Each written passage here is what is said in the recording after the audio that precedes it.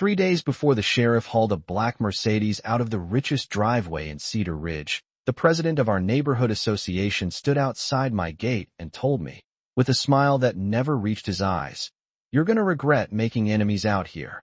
Funny thing is, I hadn't made an enemy out of anybody. I'd just built a bridge on my own land, locked my own gate, and apparently that was enough to make a whole gated community lose their minds. My name's Owen Mercer. I'm 39, former Army Corps combat engineer, and these days I live outside Red Lodge, Montana, on just under 10 acres tucked against the Stillwater River. Quiet place, exactly what I wanted after I got back. When people talk about coming home from deployment, they usually imagine flags and hugs and airport reunions. Mine was mostly surgeries, paperwork, and learning how to live with a knee that never quite worked right and a shoulder that clicked every time the weather changed. I bought the property with my VA loan in 2014 because it was cheap and because nobody else wanted it. Beautiful land, but awkward access. My cabin sat on the far bank with river cutting across the front like nature's way of saying, "You can have peace, but you're gonna work for it." For 2 years I lived rough. Temporary gravel drive, an old ATV, hauling groceries like I was packing supplies into the woods. I saved every dollar from disability and contract drafting jobs until I finally had enough to build what I'd wanted from day one. A real steel bridge. Not fancy, not decorative, just clean engineering and honest work. A local builder named Rick Dawson helped me fabricate it. 230 feet of steel truss spanning the river with timber decking and reinforced supports sunk deep. Cost me nearly 90 grand, which felt insane considering I checked every receipt twice before buying coffee. But when we finished and I drove my truck across for the first time, man, I actually shut the engine off halfway and just sat there. River moving under me, cold Montana wind coming off the water, sun dropping behind the ridge, and for the first time since Afghanistan, I felt like I'd built something instead of surviving something. That lasted about 3 weeks. Across the river sat a private development called Cedar Ridge Estates. 26 custom homes tucked into the hills, all stone entryways, and oversized windows and landscaping crews every Thursday morning. Their official road looped around the mountain and hit the highway from the east. My bridge cut that trip by nearly 15 minutes. At first folks started waving as they crossed. A silver SUV here, landscaping truck there. Then moving vans. Then contractors. Then one morning I watched 3 different residents use my bridge before I'd finished coffee. I didn't love it, but I figured maybe people thought it was shared access or temporary. Then the certified letter showed up. Heavy cream-colored envelope. Gold embossed return address. Cedar Ridge Property Association. I opened it standing at the kitchen counter and honestly laughed out loud because it was so ridiculous I thought it had to be satire. They informed me, in legal language polished enough to smell expensive, that my bridge had become a functional access benefit to the broader residential community, and therefore I was responsible for paying an annual infrastructure maintenance contribution of $8,000 to the association.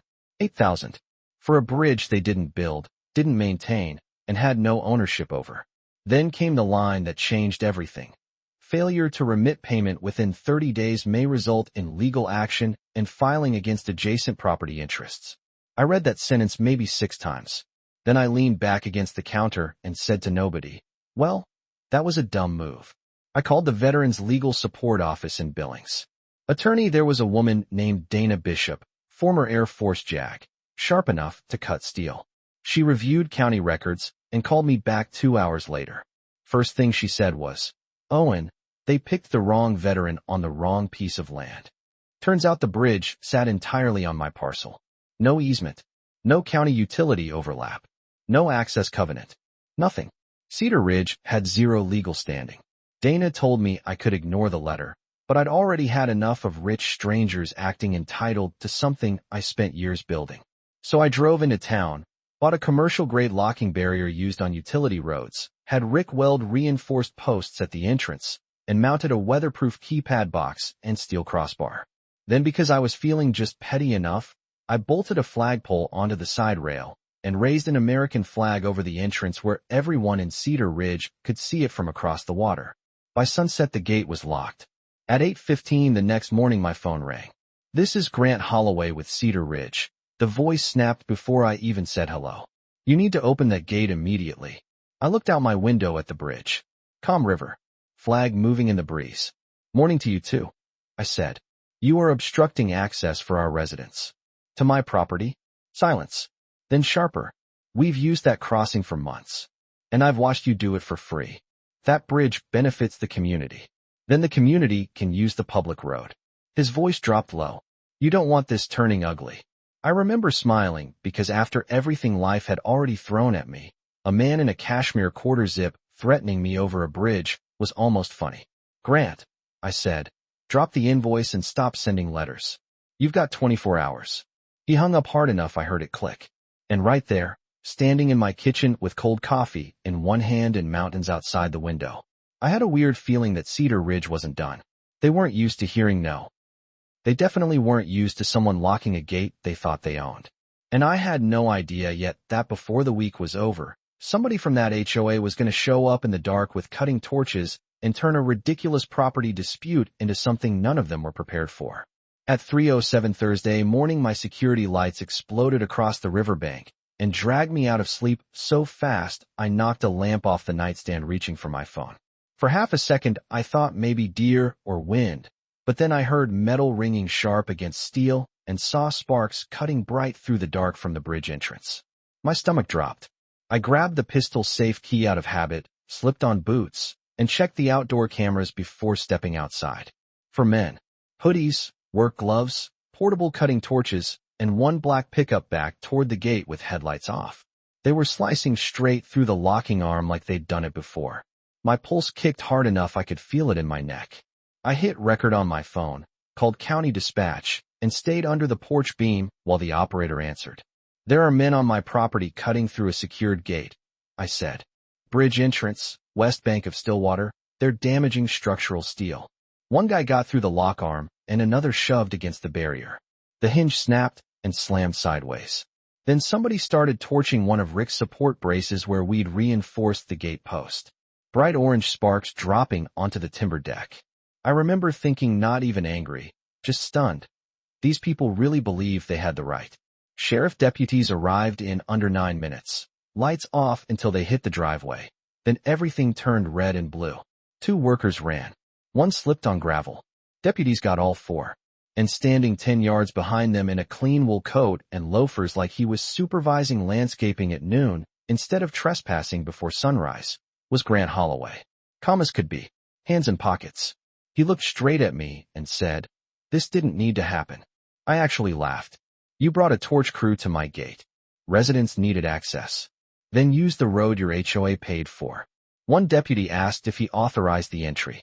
Grant said, without blinking, "We were protecting community infrastructure." Even the deputy stared at him like he'd lost his mind. By sunrise, Dana was already on the phone. Criminal trespass. Destruction of private property. Intentional damage. We had crystal clear footage from 3 angles plus deputy reports and invoices showing $18,000 in structural repairs because torch heat warped one reinforcement section and damaged the decking near the entrance. Dana filed civil action too and asked if I wanted emotional distress included. I told her I hated that phrase. She said, "Owen, they invaded your property in the middle of the night with cutting equipment. Let me do my job." Fair enough. Cedar Ridge lawyering up didn't take long. They hired a firm out of Bozeman with glossy letterhead and billed by the minute confidence. Their argument was that residents had established customary access through repeated use. Dana nearly smiled when she heard it. Customary access isn't a thing when your client threatened a lien and then attacked the property. Discovery started, and things got ugly fast. HOA board emails surfaced. Grant had pushed hard to secure permanent leverage over the bridge because several Cedar Ridge homeowners hated the mountain route and wanted my crossing formalized without paying market access rates. One board member flat out wrote, "Pressure him now before he realizes how much leverage he has." That email made Dana laugh so hard she called me just to read it out loud. But then Discovery uncovered something bigger. Their financial records didn't line up. Reserve funds were short. Landscaping invoices duplicated. Vendor checks routed through a shell LLC. A forensic accountant dug deeper and suddenly Cedar Ridge wasn't defending a bridge dispute anymore. They were explaining why over $200,000 had quietly disappeared over the previous 28 months. Turns out Grant Holloway had been siphoning association funds through a maintenance company technically registered under his brother-in-law. Payments for retaining wall inspections that never happened. Snow management contracts inflated by triple. Even private wine club expenses tucked under executive community hospitality. Dana called and said, "Well, your bridge just opened a very different door." The courtroom hearing landed 6 weeks later.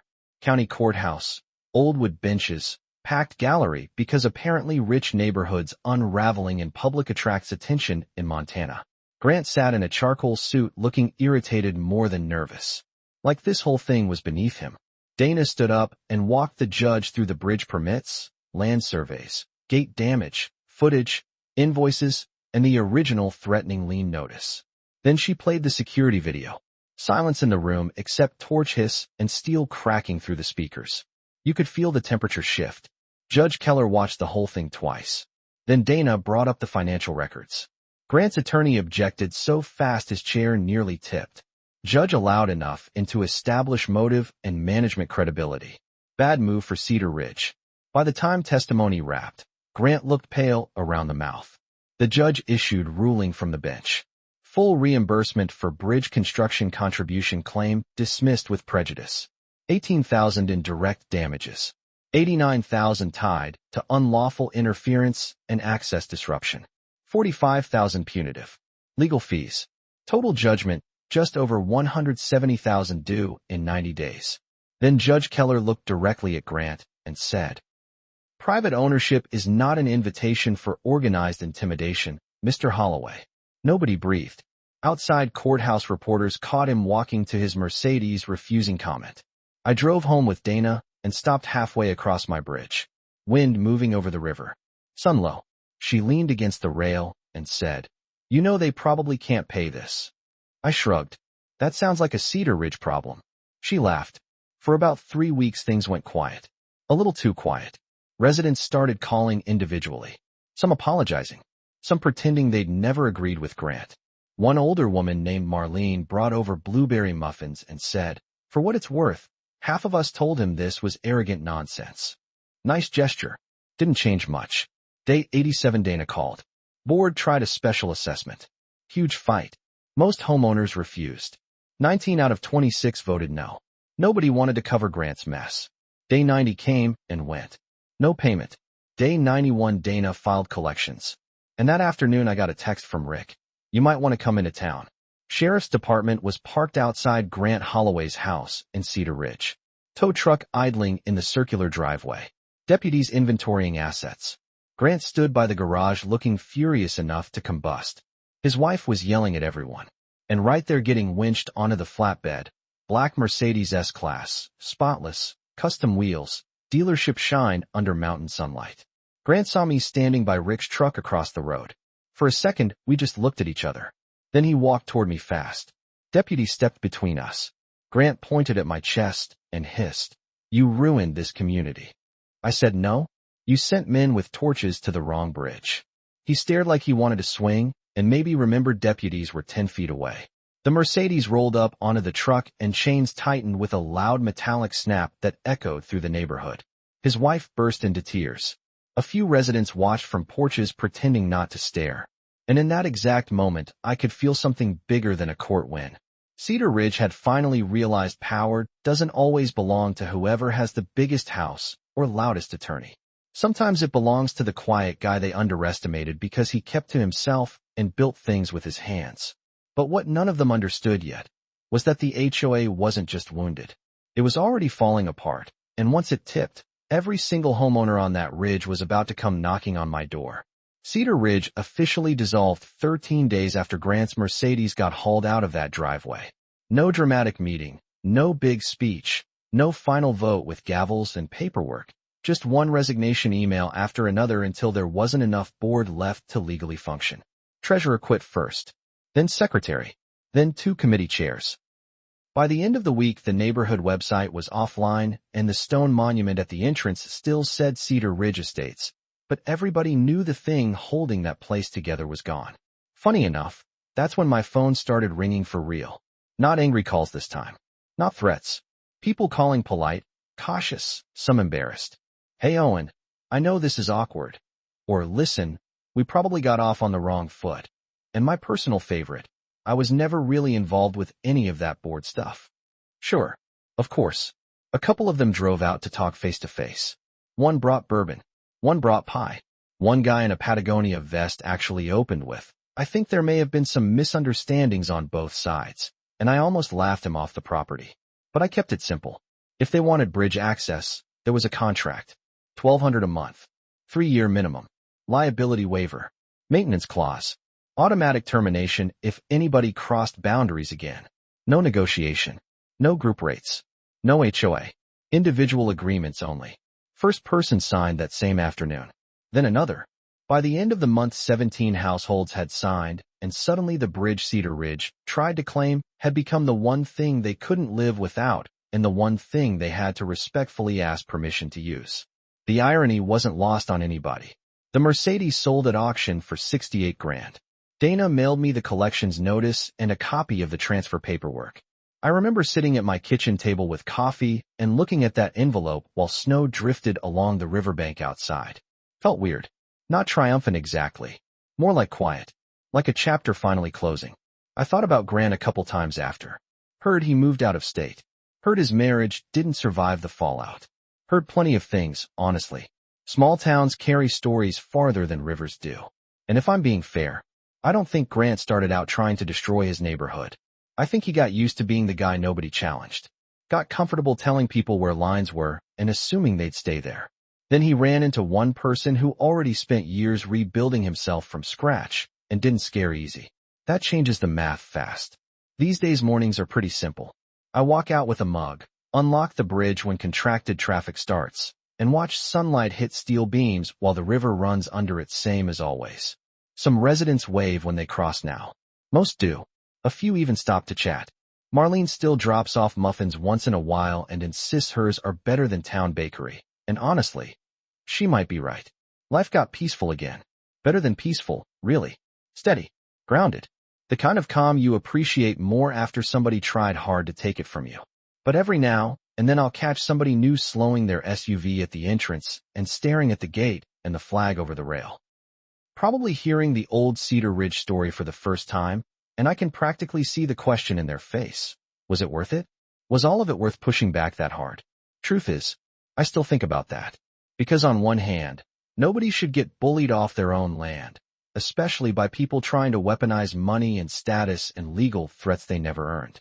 On the other hand, a neighborhood got split wide open, friendships got ugly, a marriage ended, and a whole community learned a brutal lesson because one man couldn't stand hearing no. Maybe it would have gone bad eventually anyway. Maybe the bridge only exposed what was already cracked underneath. I honestly don't know. What I do know is this. I built that crossing with my own hands, after some rough years when building anything felt impossible, and I wasn't about to hand over control because somebody with a nicer driveway thought they deserved it more. So if you were in my place, if a powerful HOA tried claiming access to something you built on your own land, then threatened you, then crossed the line when you pushed back, would you have locked the gate too, or would you have handled it differently? Let me know down below because I've heard both sides of this argument, and I'm genuinely curious where you land on it. And if you've ever seen an HOA bite off more than it could chew, I want to hear that story too.